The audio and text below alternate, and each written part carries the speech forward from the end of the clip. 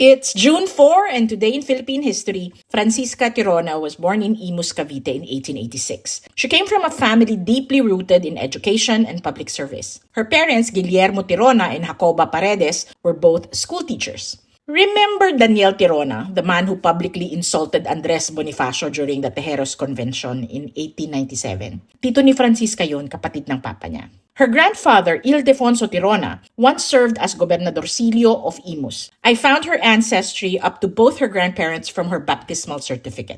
Francisca's early education began in a public school for girls in Imus, then at the Escuela Católica in Manila. She later attended Cavite High School, one of the oldest public high schools in the country. In 1903, she enrolled in the Philippine Normal School, where she graduated salutatorian. The valedictorian, Conrado Benitez, would later become her husband in 1912.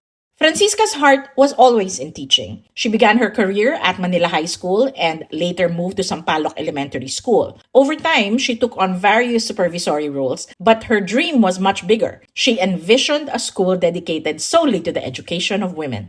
In 1919, Francisca, along with 6 other pioneering women, founded the Philippine Women's College, which would eventually become the Philippine Women's University. Of the 190 girls enrolled that first year, 40 were internas or boarders because they came from the provinces. The institution offered kindergarten, elementary, and high school. In 1920, Francisca was elected the school's president. In 1932, 13 years after opening, the college received a university status, becoming the Philippine Women's University. It was the first university for women in Asia founded by Asians. The university was also home to the world-renowned Bayanihan Dance Company, and it was the first girls' school to have their own swimming pool. The backstory is Conrado Benitez was a competitive swimmer in his youth, and swimming was important to him. During the Japanese occupation, Francisca Benitez was appointed by President Jose P. Laurel to lead the Women's Bureau of the Calibapi and was sworn in by Speaker Benigno Aquino Sr., the grandfather of President Noynoy Aquino. After the war, she returned to PWU and continued to serve as president until her retirement in 1965.